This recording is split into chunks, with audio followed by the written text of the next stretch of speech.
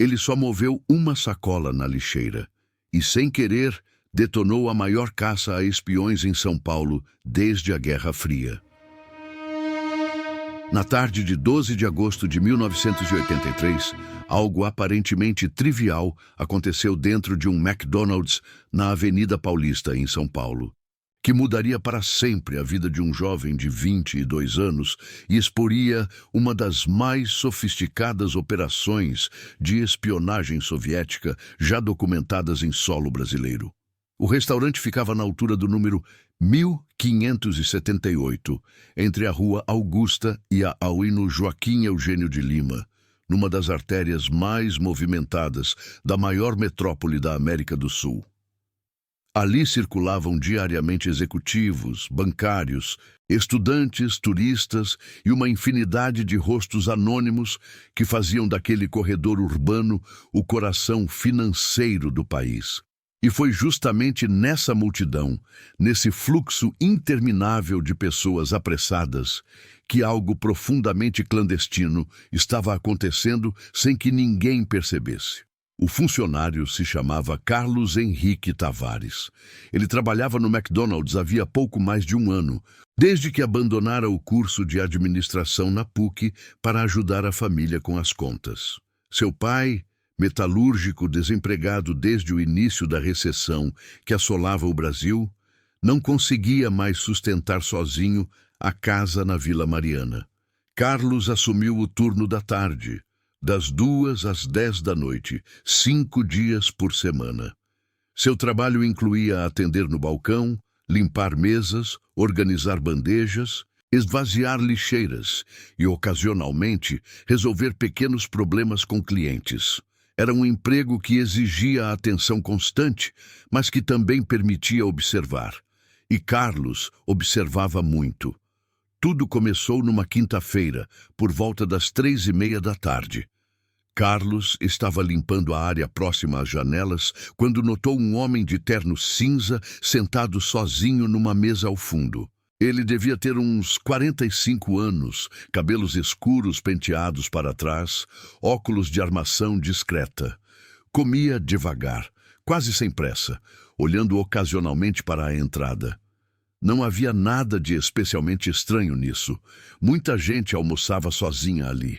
Mas o que chamou a atenção de Carlos foi o fato de que o homem parecia estar esperando algo ou alguém, embora não demonstrasse ansiedade. Era uma espera controlada, quase profissional. 15 minutos depois, outro homem entrou no restaurante. Mais jovem, talvez 30 e poucos anos. Cabelos castanhos cortados curtos, jaqueta de couro marrom. Ele fez seu pedido no balcão, pegou a bandeja e sentou-se do outro lado do salão, longe do homem de terno. Os dois nunca trocaram olhares. Não houve gestos, acenos, nenhum tipo de reconhecimento visível. Para qualquer observador casual, eram apenas 2 clientes aleatórios comendo em horários coincidentes. Carlos continuou limpando, movendo-se entre as mesas, recolhendo bandejas vazias. O homem de jaqueta marrom terminou sua refeição, juntou os restos na sacola de papel do McDonald's e levantou-se. Caminhou em direção à saída, mas ao passar pela lixeira próxima à porta, não jogou a sacola dentro. Em vez disso, colocou-a cuidadosamente em cima da tampa, como se a estivesse deixando ali de propósito. E saiu. Segundos depois, o homem de terno cinza levantou-se também. Ele caminhou diretamente até a lixeira, pegou a sacola de papel e saiu do restaurante sem olhar para trás. Carlos parou o que estava fazendo. Ficou parado por alguns segundos, pano na mão, processando o que acabara de ver. Podia ser coincidência. Podia ser que um tivesse esquecido algo e o outro, por gentileza, pegado para devolver depois. Mas algo naquilo incomodava. A precisão dos movimentos, a ausência total de comunicação verbal ou visual, a forma deliberada como a sacola fora posicionada, não jogada. Carlos voltou ao trabalho, mas a cena ficou gravada em sua mente.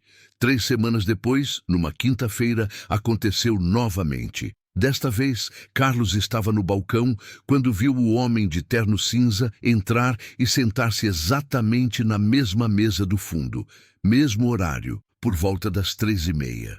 Carlos observou discretamente enquanto atendia outros clientes. 15 minutos depois, o homem de jaqueta marrom apareceu.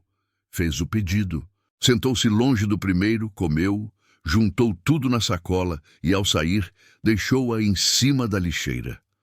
O homem de terno esperou alguns segundos, levantou-se, pegou a sacola e foi embora. Não era coincidência.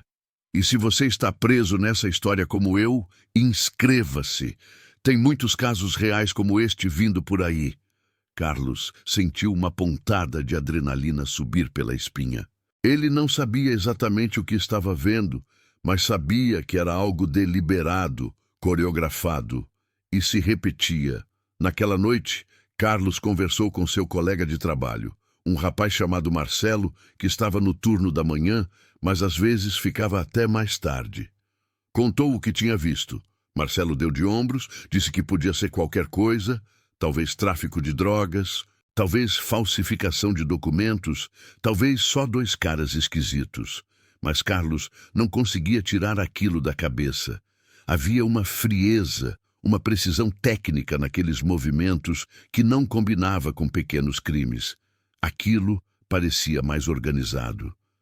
Na quinta-feira seguinte, Carlos estava preparado.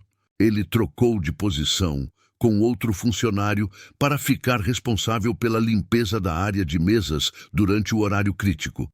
Quando o homem de terno cinza entrou e se sentou, Carlos já estava de olho. E quando o homem de jaqueta marrom apareceu, Carlos posicionou-se estrategicamente perto da lixeira, fingindo organizar guardanapos e canudos numa bandeja próxima. O ritual se repetiu. O homem de jaqueta marrom terminou, juntou tudo na sacola, levantou-se e caminhou até a lixeira. Carlos observou atentamente. Desta vez, ele viu algo que não tinha notado antes. Antes de colocar a sacola sobre a tampa da lixeira, o homem deslizou a mão para dentro do bolso da jaqueta, tirou algo pequeno, rápido demais para Carlos identificar, e colocou dentro da sacola. Só então dobrou o topo da sacola e a deixou sobre a lixeira. Carlos sentiu o coração acelerar. Havia algo dentro daquela sacola, além de restos de comida. O homem de jaqueta marrom saiu. Segundos depois, o homem de terno cinza levantou-se e caminhou em direção à lixeira. Mas desta vez, Carlos agiu. Ele se moveu rapidamente, pegou a sacola antes que o homem pudesse alcançá-la e a jogou dentro da lixeira, fazendo um gesto rápido, como se estivesse apenas cumprindo seu trabalho de limpeza. O homem de terno parou a poucos passos da lixeira. Seus olhos encontraram os de Carlos. Por uma fração de segundo, houve tensão pura no ar. Então o homem falou, com voz calma e controlada. Acho que você acabou de jogar fora minha comida. Eu tinha deixado ali. Carlos manteve a expressão neutra. Desculpe, senhor. Achei que era lixo. Já está misturado com o resto. Posso pedir outro lanche para você, sem custo. O homem de terno hesitou. Carlos podia ver o cálculo acontecendo por trás daqueles olhos escuros. Ele estava avaliando se valia a pena insistir, se valia a pena chamar atenção. Finalmente, balançou a cabeça. Não precisa. E saiu. Carlos esperou até que o restaurante esvaziasse um pouco, depois pegou o saco de lixo, amarrou-o e levou para a área de armazenamento nos fundos. Trancou-se no pequeno vestiário onde os funcionários guardavam seus pertences e, com as mãos tremendo levemente, abriu o saco. Remexeu entre copos de papel, embalagens de hambúrguer, batatas fritas amassadas, até encontrar a sacola marrom. Abriu-a com cuidado. Dentro, além dos restos de comida, havia um pequeno envelope plástico transparente do tipo usado para proteger documentos. Carlos retirou o envelope e olhou contra a luz. Dentro havia 2 pedaços de filme fotográfico, negativos em preto e branco, cada um do tamanho de um selo postal. Carlos não conseguia ver claramente o que estava fotografado ali, mas conseguia distinguir formas que pareciam plantas técnicas, diagramas, textos em letras pequenas. Seu primeiro instinto foi jogar tudo de volta no lixo e esquecer o que tinha visto. Mas havia algo maior acontecendo ali. Algo que ultrapassava sua compreensão imediata. Carlos guardou o envelope no bolso do uniforme, terminou seu turno e foi direto para casa. Naquela noite, deitado no quarto apertado que dividia com o irmão mais novo, Carlos ficou olhando para o teto, pensando no que fazer. Ele não tinha provas de nada além daqueles 2 pedaços de filme. Não sabia quem eram aqueles homens. Não sabia o que estava sendo passado, mas sabia que precisava contar para alguém. Se você está gostando da reviravolta, deixe um comentário dizendo o que faria no lugar dele. No dia seguinte, sexta-feira, Carlos não foi trabalhar. Ligou dizendo que estava doente. Em vez disso, pegou um ônibus até o centro da cidade e caminhou até o edifício da Polícia Federal na rua Hugo Dantola. Ele nunca tinha entrado numa delegacia da PF antes. O lugar o intimidava, mas ele pediu para falar com alguém responsável por investigações. E depois de esperar quase 1 hora, foi atendido por um agente chamado Rogério Almeida Santos. Rogério era um homem de uns 35 anos, bigode espesso, expressão cansada de quem já tinha ouvido todo tipo de história absurda. Ele ouviu Carlos descrever o que tinha visto no McDonald's, os 2 homens, a troca de sacolas, o envelope com os filmes. Quando Carlos tirou o envelope do bolso e colocou sobre a mesa, Rogério pegou-o e examinou contra a luz.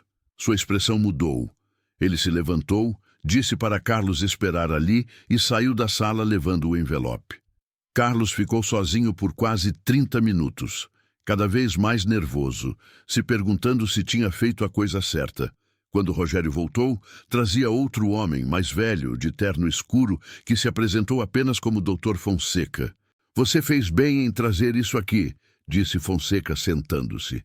"Esses filmes contêm fotografias de documentos classificados relacionados a contratos de defesa, plantas de instalações militares, especificações técnicas. Não sei ainda de onde vieram, mas sei que não deveriam estar circulando livremente." Carlos sentiu um frio na barriga. "Quem são esses homens?" "Ainda não sabemos, mas vamos descobrir." Fonseca fez uma série de perguntas, horários exatos, descrições físicas detalhadas. A localização precisa das mesas, a frequência das trocas. Carlos respondeu tudo o que podia lembrar. Quando terminou, Fonseca se inclinou para a frente. "Carlos, preciso que você continue trabalhando normalmente. Não comente isso com ninguém. Se os homens voltarem, você age como se nada tivesse acontecido. Nós vamos colocar pessoas no restaurante para observar. Você vai ser nosso ponto de contato discreto. Consegue fazer isso?" Carlos assentiu, ainda processando a magnitude do que estava se envolvendo. "Isso é espionagem, não é?" Fonseca não respondeu diretamente. "É uma investigação em andamento. E você pode ter ajudado a impedir algo muito sério." Lady Carlos voltou para casa atordoado. Ligou para o gerente do McDonald's, desculpou-se pela falta e disse que estaria no trabalho no sábado.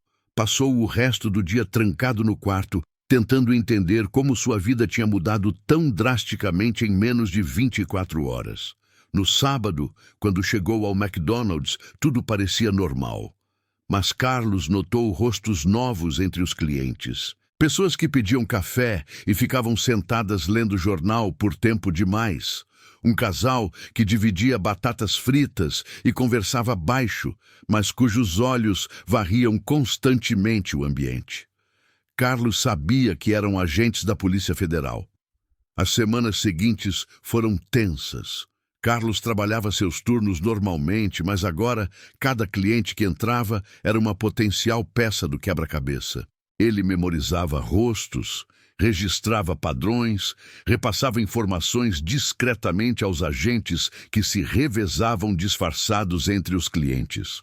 O homem de terno cinza não voltou. nem o de jaqueta marrom. A operação parecia ter sido abortada, mas a Polícia Federal não desistiu. Eles ampliaram a investigação. Os filmes fotográficos foram analisados por especialistas do Ministério da Defesa. O conteúdo era explosivo. Plantas detalhadas de uma base aérea em Anápolis, Goiás. Especificações técnicas de radares recém-instalados. Listas de militares com acesso a informações classificadas. Cronogramas de treinamento conjunto com forças americanas. Era material de inteligência de altíssimo valor.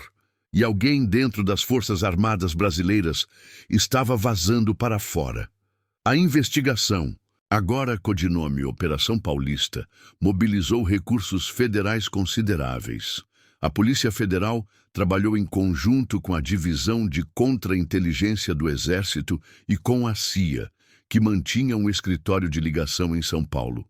O McDonald's na Avenida Paulista foi colocado sob vigilância permanente, com câmeras instaladas discretamente e agentes presentes em todos os turnos.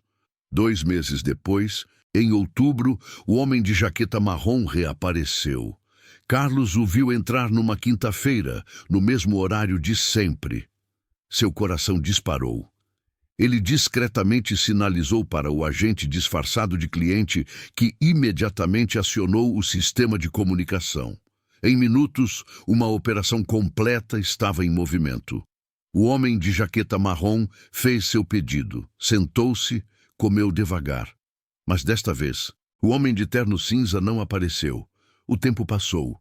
15 minutos, 20, 30. O homem de jaqueta marrom começou a demonstrar sinais de nervosismo. Olhava para a entrada com frequência crescente. Mexia nas mãos. Finalmente, juntou sua comida na sacola, levantou-se e saiu sem deixá-la na lixeira.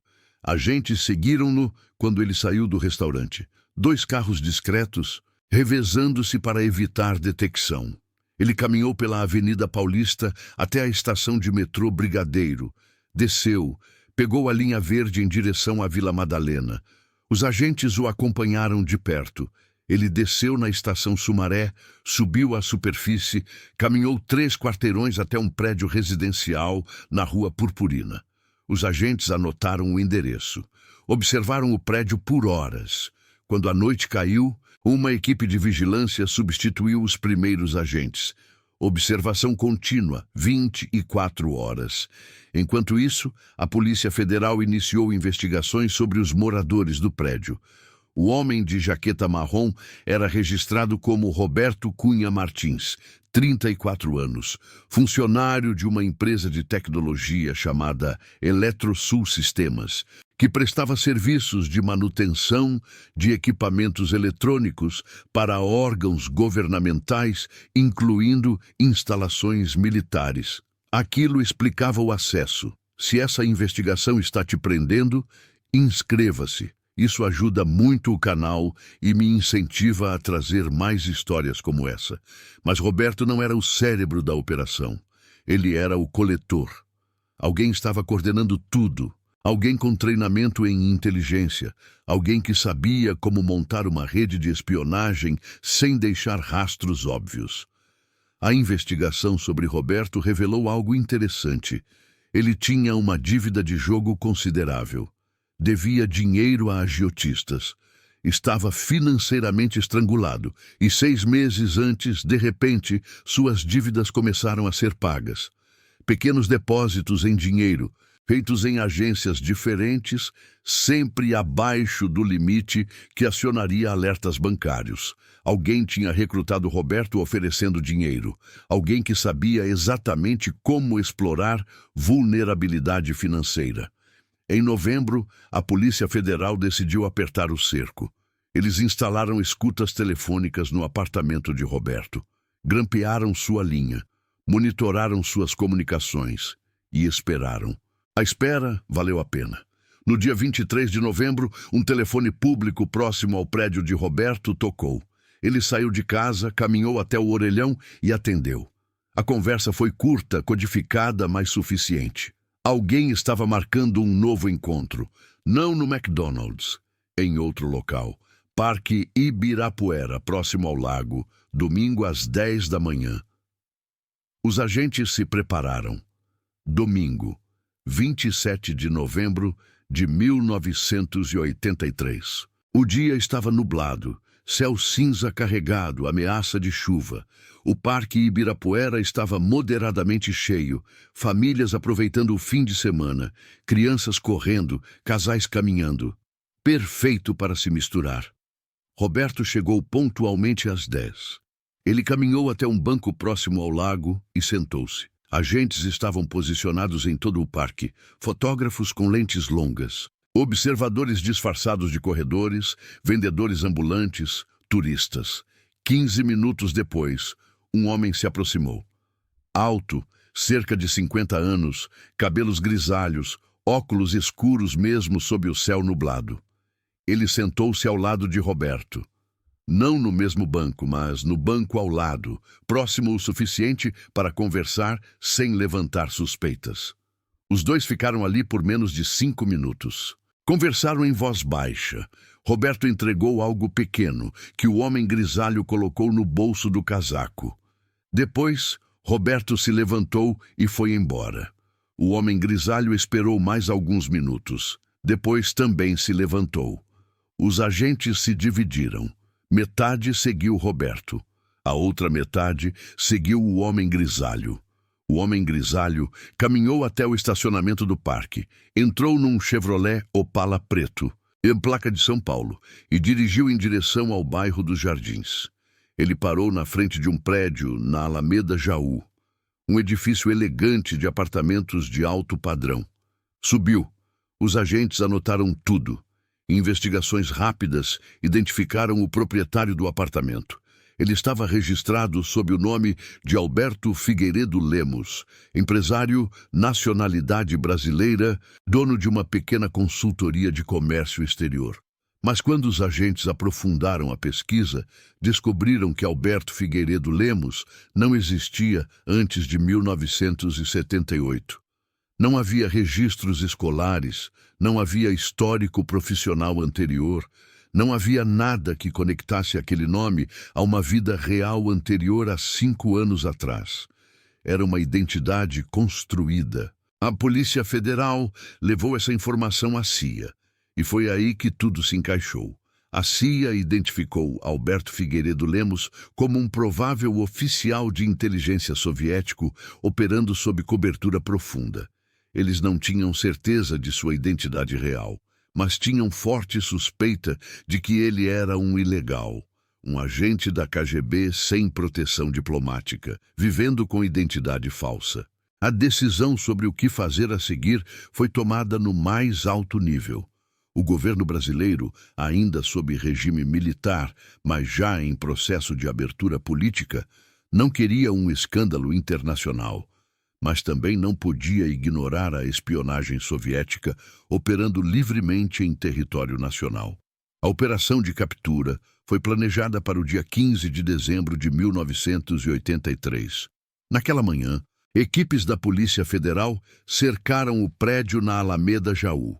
Outros agentes posicionaram-se na frente do edifício onde Roberto morava. Às 6 horas da manhã, simultaneamente, mandados de prisão foram executados. Roberto foi preso sem resistência. Ele estava dormindo quando os agentes bateram à porta. Foi levado algemado, ainda de pijama, para a sede da Polícia Federal. Alberto Figueiredo Lemos não estava em casa. Seu apartamento estava vazio, roupas ainda no armário, comida na geladeira, mas nenhum sinal do morador. Os agentes vasculharam o local. Encontraram um rádio de ondas curtas modificado para receber transmissões codificadas. Encontraram material fotográfico profissional. Encontraram uma pequena quantidade de dinheiro em dólares americanos escondida atrás de um rodapé falso. Mas Alberto tinha desaparecido. Comenta aqui. Você acha que ele fugiu para o exterior ou alguém avisou antes? Quero saber sua teoria. A Polícia Federal emitiu um mandado de prisão nacional. A CIA foi notificada. Fronteiras foram alertadas. Mas Alberto Figueiredo Lemos, ou quem quer que ele fosse, tinha evaporado. Roberto Cunha Martins, sob interrogatório, começou a falar. No início, tentou negar tudo, mas confrontado com as evidências, com as fotografias, com as escutas telefônicas, sua resistência desmoronou. Ele admitiu que tinha sido recrutado por Alberto cerca de 2 anos antes. Alberto o havia abordado num cassino clandestino onde Roberto jogava pôquer. A aproximação foi gradual, gentil. Alberto ofereceu pagar suas dívidas em troca de pequenos favores, informações sobre onde Roberto trabalhava, quais militares ele via regularmente, que tipo de equipamento sua empresa mantinha. Então, lentamente as solicitações aumentaram. Fotografias de documentos, cópias de plantas, listas de nomes. Roberto sabia o que estava fazendo era errado, mas estava preso. As dívidas continuavam sendo pagas, e Alberto deixava claro, sem nunca ameaçar diretamente, que parar de cooperar teria consequências. Roberto descreveu o sistema de comunicação. Os encontros no McDonald's tinham sido o método principal por quase 1 ano. O ponto morto era seguro, público, fácil de abortar se algo parecesse errado. Mas depois que Carlos interceptou a sacola, Alberto mudou os protocolos. Passou a usar telefones públicos para marcar encontros em locais abertos. Roberto não sabia quem Alberto realmente era. Não sabia sua nacionalidade verdadeira. Embora suspeitasse que fosse estrangeiro pelo sotaque leve, quase imperceptível, que às vezes escapava em palavras específicas. Ele nunca tinha estado na embaixada soviética, nunca tinha tido contato com diplomatas. Alberto operava de forma completamente isolada. A investigação sobre Alberto Figueiredo Lemos continuou por meses. A Polícia Federal, com assistência da CIA, rastreou suas movimentações nos últimos 5 anos. Descobriram que ele tinha entrado no Brasil em 1978, vindo da Argentina, com documentação aparentemente legítima. Tinha montado a consultoria de comércio exterior como fachada, embora nunca tivesse feito negócios reais. Tinha mantido um perfil discreto, evitando chamar atenção. E tinha desaparecido completamente. A teoria mais aceita era que Alberto tinha sido avisado. Alguém dentro da operação, talvez outro agente ainda não identificado, tinha percebido a vigilância e alertado-o. Ele havia fugido dias antes da operação de captura, provavelmente cruzando a fronteira para o Uruguai ou Argentina, de onde poderia seguir para um país do bloco soviético. Roberto Cunha Martins foi julgado em tribunal militar por espionagem. O processo foi parcialmente fechado devido à natureza classificada das informações envolvidas. Ele foi condenado a 12 anos de prisão, sentença que cumpriu quase integralmente antes de ser solto em 1995. Carlos Henrique Tavares nunca foi publicamente identificado. Seu papel na investigação foi mantido em sigilo para protegê-lo de possíveis retaliações. Ele continuou trabalhando no McDonald's por mais 6 meses, até que a Polícia Federal o ajudou a conseguir um emprego administrativo numa empresa estatal, longe dos holofotes. Anos depois, ele se formou em contabilidade, casou-se, teve filhos, viveu uma vida comum. Poucas pessoas sabiam que ele tinha sido a peça-chave para desmantelar uma operação de inteligência estrangeira. Rogério Almeida Santos, o agente da Polícia Federal que primeiro atendeu Carlos, foi promovido e continuou trabalhando em contra-inteligência até sua aposentadoria em 2001. Em entrevistas concedidas anos depois, sempre sob condição de anonimato, ele disse que o caso do McDonald's foi um dos mais reveladores de sua carreira, não pela magnitude da operação, mas pela forma como foi descoberta. Não por tecnologia avançada ou infiltração elaborada, mas pela observação simples de um jovem funcionário que notou algo fora do lugar. A história permaneceu classificada por décadas, Só em 2010, quando documentos foram parcialmente desclassificados, é que detalhes começaram a emergir. Mesmo assim, muitas lacunas permanecem. A identidade real de Alberto Figueiredo Lemos nunca foi confirmada. Se ele era realmente um oficial da KGB, se conseguiu voltar à União Soviética, se continuou operando em outros países, e tudo isso permanece desconhecido. O que se sabe é que a operação estava coletando inteligência militar brasileira de valor significativo. O Brasil, durante a Guerra Fria, era um alvo estratégico para ambos os lados.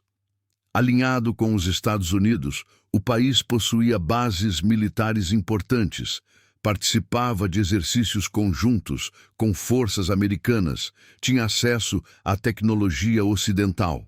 Para os soviéticos, infiltrar essa estrutura era uma prioridade, e eles quase conseguiram. O McDonald's, na Avenida Paulista, continuou operando normalmente durante todo esse período. Clientes iam e vinham, alheios ao fato de que, bem debaixo de seus narizes, informações que poderiam afetar a segurança nacional estavam sendo trocadas dentro de sacolas de papel, entre restos de hambúrgueres e batatas fritas. É uma ironia da espionagem moderna que algumas das operações mais sofisticadas dependam dos ambientes mais banais. Não há glamour em mortes-jogos. Não há drama cinematográfico em salas de interrogatório reais. Há apenas pessoas comuns fazendo escolhas extraordinárias, para o bem ou para o mal. Carlos Henrique Tavares fez uma escolha. Ele poderia ter ignorado o que viu. Poderia ter jogado aquela sacola no lixo e esquecido tudo. Poderia ter decidido que não era problema dele, que se envolver só lhe traria complicações. Mas ele não fez isso. Ele confiou em seu instinto. E essa confiança, essa decisão de agir mesmo sem entender completamente o que estava enfrentando, fez toda a diferença. Anos depois, numa entrevista informal concedida sob condição de total anonimato a um pesquisador de história da inteligência brasileira, Carlos refletiu sobre aqueles dias. Disse que a parte mais difícil não foi a decisão de ir à Polícia Federal, mas as semanas seguintes, quando teve que continuar trabalhando normalmente, sabendo que agentes federais estavam observando, que uma operação internacional estava em andamento, e que qualquer erro seu poderia comprometer tudo. Disse que teve pesadelos por meses, sonhos em que os homens voltavam e descobriam que ele os tinha denunciado. Disse que demorou anos para conseguir entrar num McDonald's novamente sem sentir aquele aperto no peito, mas disse também que não se arrependia, que tinha feito certo e que, de alguma forma estranha, aquela experiência o tinha mudado. Tinha lhe dado uma compreensão profunda de que a realidade é sempre mais complexa do que parece, que há camadas invisíveis de conflito e interesse em lugares aparentemente mundanos, e que pessoas comuns podem, sem querer, se encontrar no centro de eventos muito maiores do que suas vidas cotidianas. A Guerra Fria terminou poucos anos depois. O Muro de Berlim caiu em 1989. A União Soviética se dissolveu em 1991. As operações de espionagem que definiam aquela época gradualmente foram encerradas, arquivadas, esquecidas. Mas os homens e mulheres que viveram através delas, que fizeram escolhas difíceis sob pressão, que arriscaram suas vidas e sua segurança, esses carregam as memórias para sempre. Roberto Cunha Martins saiu da prisão um homem quebrado. Ele nunca conseguiu reconstruir sua vida completamente. Trabalhou em empregos esporádicos, evitou contato com antigos conhecidos, viveu com a marca de traidor mesmo depois de cumprir sua pena. Morreu em 2003, aos 54 anos, de ataque cardíaco, sozinho num apartamento alugado na zona leste de São Paulo. Não houve funeral, não houve homenagens. Apenas um obituário de 3 linhas num jornal local. Alberto Figueiredo Lemos, ou quem quer que fosse seu nome verdadeiro, desapareceu nas sombras. A CIA mantém um arquivo sobre ele, mas os detalhes nunca foram divulgados. Há relatos não confirmados de que um homem correspondente à sua descrição foi visto em Moscou em 1985, recebendo uma condecoração discreta numa cerimônia fechada da KGB. Mas são apenas rumores, histórias contadas em corredores de inteligência, impossíveis de verificar. O que resta é a história. E a lição, talvez, de que a vigilância não vem apenas de satélites e agências secretas, mas também de olhos atentos em lugares improváveis, de pessoas que se recusam a aceitar que algo estranho é apenas coincidência, de indivíduos comuns que, quando confrontados com o extraordinário, escolhem agir. Carlos Henrique Tavares voltou ao anonimato, e talvez essa seja a maior prova de que ele fez a coisa certa. Heróis de verdade raramente recebem reconhecimento público. Eles apenas vivem suas vidas, carregando silenciosamente o peso de terem feito a diferença quando importava. E em algum lugar de São Paulo, talvez ainda exista um McDonald's na Avenida Paulista. As mesas foram trocadas, o piso foi renovado, os funcionários mudaram dezenas de vezes.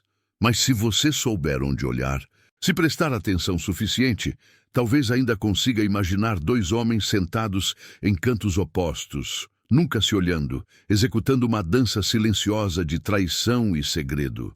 E talvez consiga imaginar um jovem de 22 anos, pano na mão, observando, pensando, decidindo que aquilo não estava certo. E mudando com essa decisão o curso de uma operação que poderia ter durado anos, comprometido dezenas de pessoas, vazado segredos que custam vidas. A espionagem é assim. Não são sempre explosões e perseguições. Às vezes é apenas uma sacola de papel numa lixeira, e alguém corajoso o suficiente para abri-la. Obrigado por acompanhar essa história até o fim. Se esse mergulho pela Guerra Fria brasileira tocou você de alguma forma, aproveite para se inscrever no canal e deixar seu comentário. Isso ajuda muito a trazer mais relatos, arquivos e investigações como esta. Nos vemos no próximo capítulo das Histórias da Guerra Fria.